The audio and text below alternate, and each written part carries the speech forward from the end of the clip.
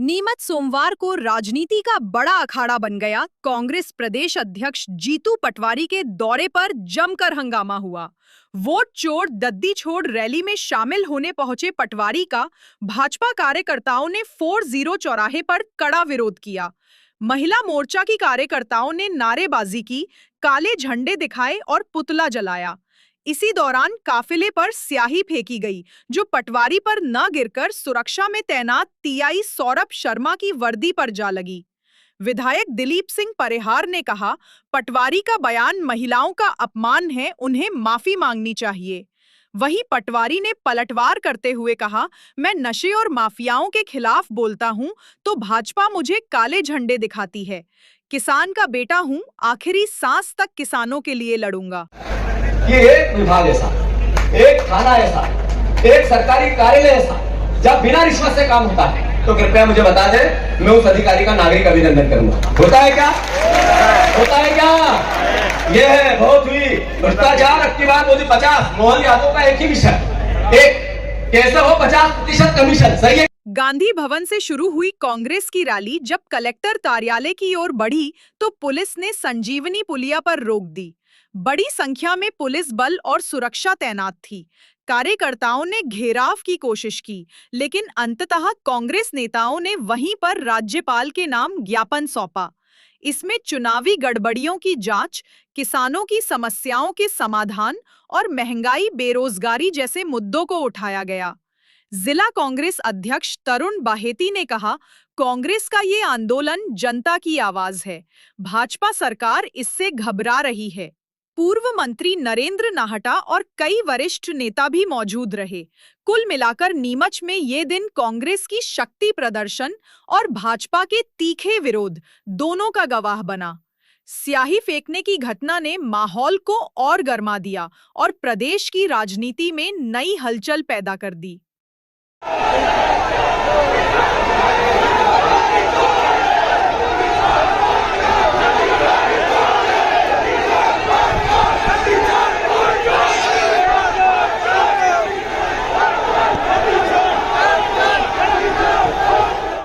धन्यवाद देता हूं। आपने जो आज परिवर्तन की लहर देखी है, ये देश का मूड है, प्रदेश का मूड है।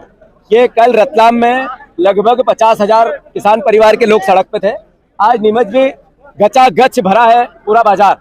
ये मैसेज क्या है? ये मैसेज है कि जो देश में वोट चोरी का मुद्दा है, ये घर घर का मुद्दा है, ये लोकतंत्र को बचाने का मुद्दा है। राहुल गांधी जी ने जो वोट चोरी की बात देश में की, देश के प्रधानमंत्री 25 सीटों पर 30,000 से कम जीते, जिस पर चोरी करके देश के प्रधानमंत्री बने। मध्य प्रदेश में भी कई जगह वोट की चोरी हुई है। ये सरकार ईमानदारी से नहीं बनी है। लोकतंत्र की हत्या हो रही है, संविधान की हत्या हो रही है। इसके खिलाफ जन जागरण है। कोई चुनाव नहीं है अभी। मैं मध्य प्रदेश के निवासियों से आग्रह करता हूं कि ये हमारी सरकार है मोहन यादव जी की, ये प्रदेश की सरकार है, इसका सम्मान है। हम विपक्ष में, हमारा दायित्व है कि सरकार को हम जगाएं। इन्होंने कहा था हम 3100 का धान का दाम देंगे, नहीं दिया। 2700 के गेहूं का देंगे, नहीं दिया। 6000 की सोयाबीन का देंगे, नहीं दिया।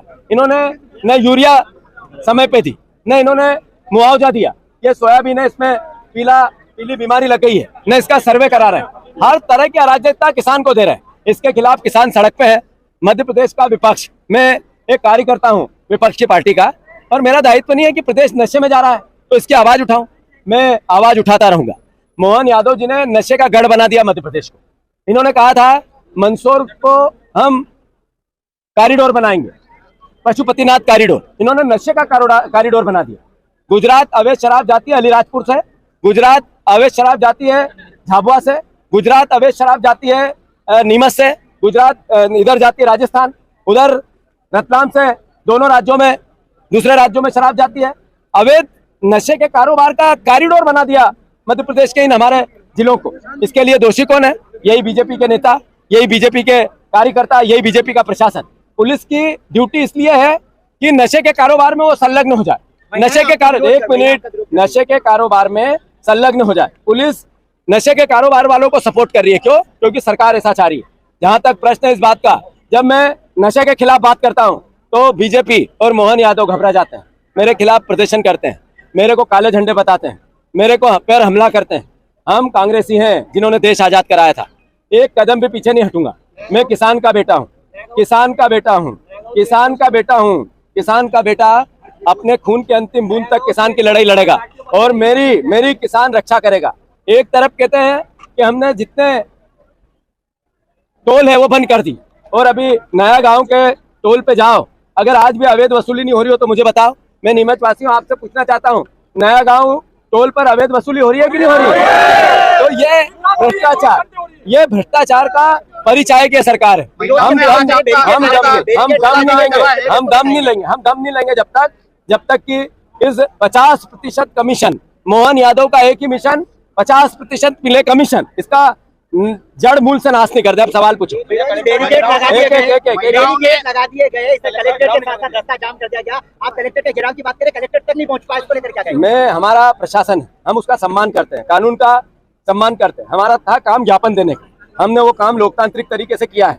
हमें कोई क्षति नहीं पहुंचानी, कोई अहिंसा नहीं करनी। हम देश के जिम्मेवार कार्यकर्ता है कि नहीं है भैया? तो हमने ज्ञापन दिया अपनी बात को। ये लगभग 60 सीटों पर इस तरीके का मैनिपुलेशन हुआ है मध्य प्रदेश। उसके अभी हमारे नेता प्रतिपक्ष ने कुछ खुलासे किए, कुछ आने वाले समय में और करेंगे। और कोई सवाल? किस तरीके से जो महिलाओं ने आज आपका पुतला, वो मेरी बहनें हैं और मैं उनके चरणों में सर रखकर उनको प्रणाम करता हूं, पर उनसे पूछना चाहता हूं कि अपने बेटे अगर नशा करते हैं तो बहन मेरी, इसका किसका नुकसान?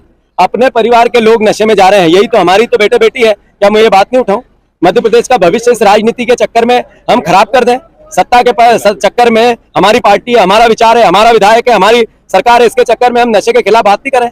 मेरी बहनों, आप विचार करो मेरे पुतले जलाने से पहले कि अपना बेटा, अपना भाई, अपना परिवार का व्यक्ति नशे में जाएगा तो कैसा लगेगा? आपके ऊपर लगातार जो है आरोप लग रहे हैं, बयानबाजी को लेकर ठाकुर समाज ने भी इसका हथकंडा कि किसी तरीके से दबाव। मैंने अभी मेरे भाषण में कहा, मैं दबने वालों में से हूँ क्या?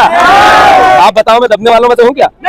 आप बताओ, आपसे पूछ रहा हूँ क्या? नहीं तो बताओ ना, हूँ कि नहीं हूँ, क्यों निभाऊं? अच्छा, ये मैं पत्रकारों से पूछना चाहता हूँ, एक मिनट, मेरे को ये लड़ाई लड़नी चाहिए, मेरे को विपक्ष की बात उठानी चाहिए। अगर ये हमले हो रहे हैं मेरे पे, या मेरे पे पत्थर मारे जा रहे हैं, मुझे डराया जा रहा है, तो मुझे डरना चाहिए क्या? आप भी बताओ। कांग्रेस का विरोध प्रदर्शन था और भाजपा भी विरोध करी थी, किस प्रकार की सभी तैयारी की गई थी, क्या कुछ पुलिस फोर्स तैनात था? जैसा कि आपको विदित है, कांग्रेस वालों का भी तो धरना प्रदर्शन था, तो वो उसको लेके, और दूसरा उससे जो जीतू पटवारी जी आ रहे थे उनके विरोध में बीजेपी वालों ने अपना वो विरोध प्रदर्शन किया है।